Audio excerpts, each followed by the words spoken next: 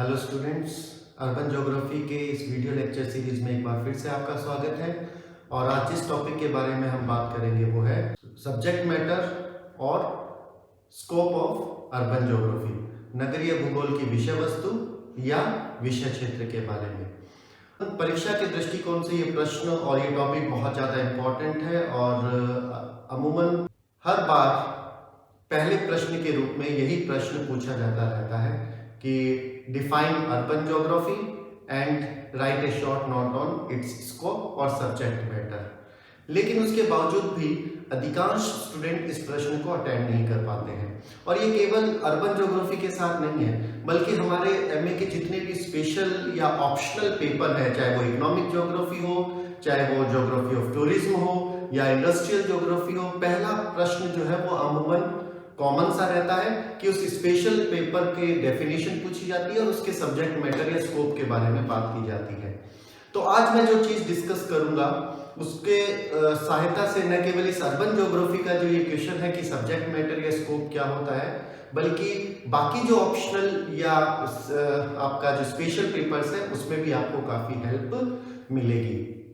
तो मैं बात ये कर रहा था कि ये जो टॉपिक है या ये क्वेश्चन है ये बहुत आसान है, लेकिन उसके बावजूद भी अधिकांश स्टूडेंट इसको अटेंड नहीं करते हैं, क्योंकि मुझे लगता है शायद ये जो सब्जेक्ट मैटर या स्कोप, जिसको हम विषय वस्तु या विषय क्षेत्र बोल रहे हैं, इस टर्म से स्टूडेंट थोड़ा सा कंफ्यूज रहते हैं, वो समझ नहीं पाते इस टर्म का असल में मतलब क्या है। तो आज हम कोशिश करेंगे इस टर्म को समझने की, और मैं उम्मीद करता हूं ये वीडियो जब आप देख लेंगे तो उसके बाद ये प्रश्न आपके लिए बहुत आसान हो जाएगा उत्तर देना। और जितने भी आपके एग्जाम है, चाहे वो अर्बन ज्योग्राफी से रिलेटेड हो या फिर दूसरे आपके स्पेशल पेपर, अगर उसमें इस तरीके से प्रश्न आता है कि आपको किसी सब्जेक्ट मैटर या स्कोप के बारे में पूछा जाता है, तो आप बहुत आसानी से उस प्रश्न को अटेंड कर लेंगे। मैं मेरे इस वीडियो के एंड में आपको कुछ ट्रिक्स भी बताऊंगा कि इस प्रश्न को किस तरीके से अटेंड किया जाता है।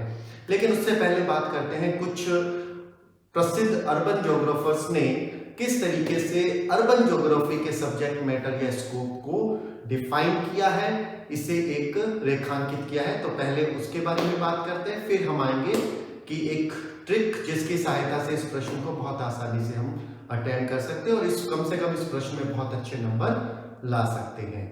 किया है। सबसे पहले बात करते हैं डीएल फोले की, जिन्होंने नगरीय भूगोल के अध्ययन के 3 स्वरूप हमें बताए हैं। उनके अनुसार पहला, ये सामाजिक समूह का मूल्यांकन करता है।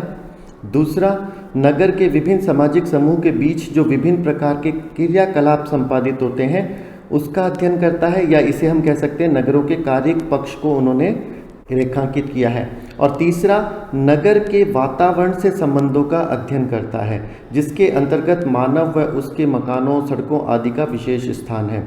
यदि इस धारणा को हम और अच्छे तरीके से समझने की कोशिश करें तो हम पाते हैं जैसे हमारे पास कोई नगर है, इस नगर से संबंधित 3 पक्षों का अध्ययन हमें नगरीय भूगोल में करना होता है। पक्ष नंबर 1, नगर की जनसंख्या या नगर में निवास करने वाले नागरिकों के सामाजिक सांस्कृतिक स्वरूप का हमें यहाँ पर अध्ययन करना होता है। आपको पता है कि नगर में निवास करने वाले जो नागरिक होते हैं या नगर की जो जनसंख्या है उसका डेमोग्राफिक स्ट्रक्चर, उसकी जननांकिकी संरचना, चाहे हम बात करें आयु के बारे में या हम बात करें कार्यशील जनसंख्या के बारे में, सेक्स रेशियो के बारे में, या फिर हम बात करें साक्षरता के बारे में, वो अपने ग्रामीण जनसंख्या से काफ़ी ज़्यादा भिन्न होती है। साथ ही साथ नगर में निवास करने वाली जो जनसंख्या है उसके सामाजिक सांस्कृतिक स्वरूप, यानी उनके खान पान, रीति रिवाज, रहन सहन, मान्यताएं आदि भी आसपास की ग्रामीण जनसंख्या से काफ़ी अधिक भिन्न होती है, काफ़ी अधिक विलग होती है। तो हमें किसी भी नगर में निवास करने वाली वहाँ की जनसंख्या के सामाजिक और सांस्कृतिक स्वरूप का अध्ययन करना होता है नगरीय भूगोल में, डीएल फोले के अनुसार। दूसरा पक्ष इन्होंने ये रखा कि नगर जो है वो उसमें निवास करने वाली जो जनसंख्या है वो अनेक प्रकार के क्रियाकलाप संपादित करती हैं। वो बहुत सी सेवाएं प्रदान करते हैं, बहुत सी वस्तुओं का आदान प्रदान करते हैं, बहुत सी आर्थिक गतिविधियां संपादित करते हैं। इसे ही नगर का कार्यिक पक्ष कहा जाता है। तो हमें अर्बन ज्योग्राफी में किसी भी नगर में निवास करने वाली जनसंख्या किन कार्यों को संपादित करती है, उन कार्यों की विशेषताएं क्या है, उन कार्यों की प्रकृति क्या है, उन कार्यों की कोटि क्या है, इसका अध्ययन भी करना होता है। तो हमें नगरों के कार्यिक पक्ष का अध्ययन भी करना है। तीसरी चीज आती है नगर के वातावरण के साथ संबंधों का। नगर अपनी भूमि का उपयोग किस प्रकार से करता है, हमें पता है भूमि उपयोग कई तरीके से किया जा सकता है। शैक्षणिक कार्यों के लिए कर सकते हैं, मनोरंजनात्मक कार्यों के लिए कर सकते हैं, आवासीय कार्यों के लिए किया जा सकता है, या फिर जिसको हम कह सकते हैं मार्केट इंडस्ट्रियल उद्योगों के लिए किया जा सकता है। तो बहुत सारे भूमि उपयोग प्रतिरूप होते हैं। तो नगरों में किस प्रकार का भूमि उपयोग प्रतिरूप है, नगर में जो मनुष्य ने विभिन्न संरचनाएं इंफ्रास्ट्रक्चर बनाई हैं उनका स्वरूप कैसा है, इन सब का अध्ययन भी नगरीय भूगोल में करना होता है। तो जो तीसरा पक्ष डी.एल. फोले ने कहा उसे हम कह सकते हैं आकारिकी पक्ष, मॉर्फोलॉजिकल एस्पेक्ट। तो डी.एल. फोले के अनुसार इन तीन स्वरूपों में नगरीय भूगोल के अंतर्गत किसी भी नगरीय बस्ती का अध्ययन किया जाता है। वहाँ की जनसंख्या का अध्ययन करते हैं, वहाँ के कारिक पक्ष का अध्ययन करते हैं और वहाँ के आकारिकी पक्ष या मॉर्फोलॉजी का अध्ययन किया जाता है। अब हम बात करते हैं एक और भूगोलवेता हुए हैं हैरोल्ड कार्टर, जिन्होंने अपनी एक पुस्तक लिखी the study of urban geography. इस पुस्तक में उन्होंने दो पहलुओं को रेखांकित किया है। सबसे पहले हम बात करते हैं जो उन्होंने सेकंड एस्पेक्ट दिया है उसके बारे में बात करते हैं, वो है नगरों की संरचना या आकारिकी अथवा भीतरी बनावट का अध्ययन।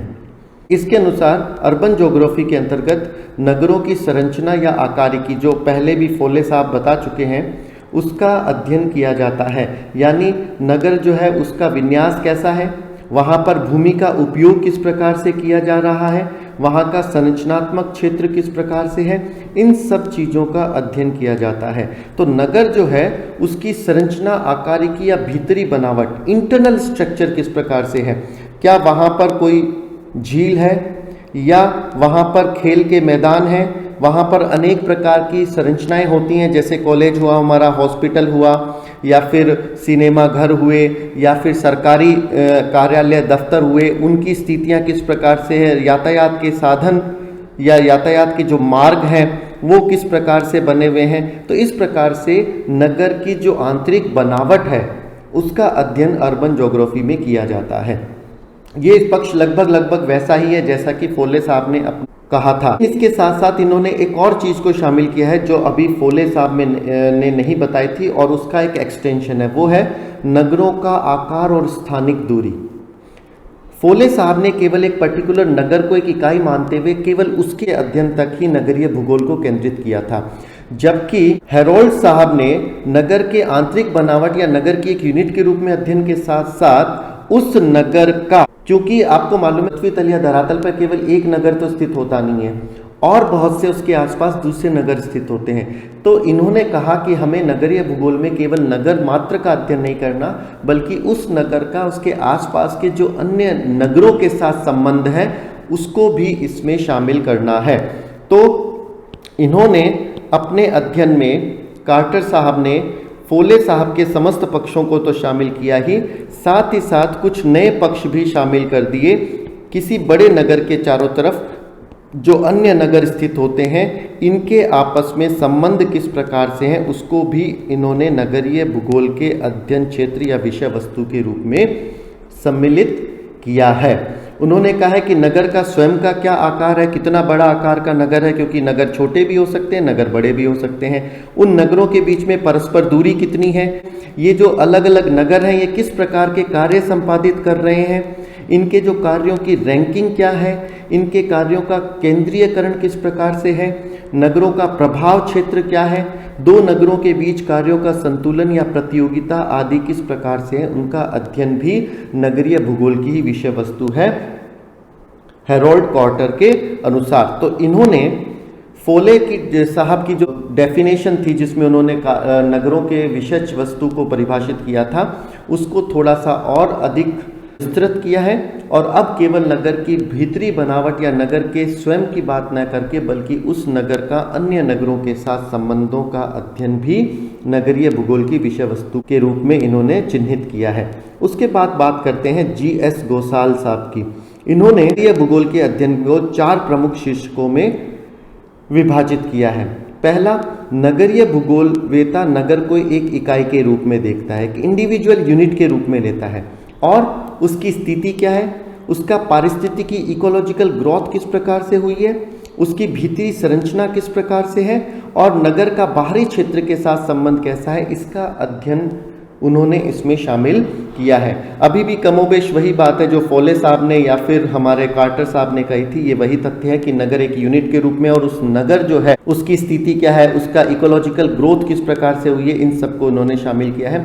यहाँ ये एक इंपॉर्टेंट चीज आ जाता है, इकोलॉजिकल डेवलपमेंट या इकोलॉजिकल ग्रोथ। इसका मतलब ये हुआ कि हमें केवल नगरीय भूगोल में नगरों के वर्तमान स्वरूप का अध्ययन नहीं करना, बल्कि वर्तमान स्वरूप को उसने किस प्रकार से प्राप्त किया है। एक छोटे से नगर से स्टार्ट कर कैसे उसने धीरे धीरे धीरे धीरे ग्रोथ या डेवलपमेंट करते हुए एक बड़े नगर के रूप में वो विकसित होता चला गया, इसका अध्ययन भी हमें नगरीय भूगोल में ही करना है।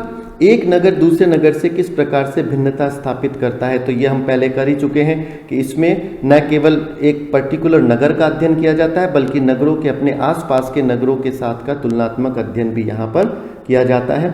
फिर नगरों का आर्थिक इकाई के रूप में अध्ययन और उसकी कार्यक पक्षों का अध्ययन जो पहले से ही बताया जा चुका है। यहाँ पर एक और विशेष पक्ष जो गोसाल महोदय ने इंक्लूड किया है, जो अब तक की डेफिनेशन में नहीं आया था, वो है कि नगर नियोजन संबंधित समस्याओं का अध्ययन भी नगरीय भूगोल में ही किया जाता है।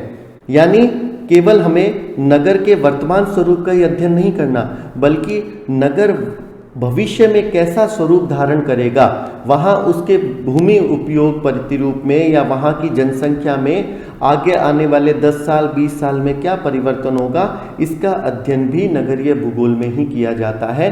और उस समय कौन कौन सी समस्याएं आएंगी, उन समस्याओं का कैसे हमें नियोजन करना है, ये भी नगरीय भूगोल की ही विषय वस्तु है। तो इस तरीके से यहाँ तक की जो डेफिनेशन हमने देखी उसमें 4 पक्ष हमारे सामने उभर कर सामने आ गए। पहला पक्ष ये हो गया कि नगर का एक इकाई के रूप में अध्ययन, यानी नगर खुद कैसा है, दिखता कैसा है, उसका बसाव स्थान कहाँ पर स्थित है, उसकी आंतरिक संरचना कैसी है, वहाँ की जनसंख्या किस प्रकार की है, उसका डेमोग्राफिक स्वरूप किस प्रकार का है, वहाँ की सामाजिक सांस्कृतिक स्थिति कैसी है, वो अध्ययन करना होता है।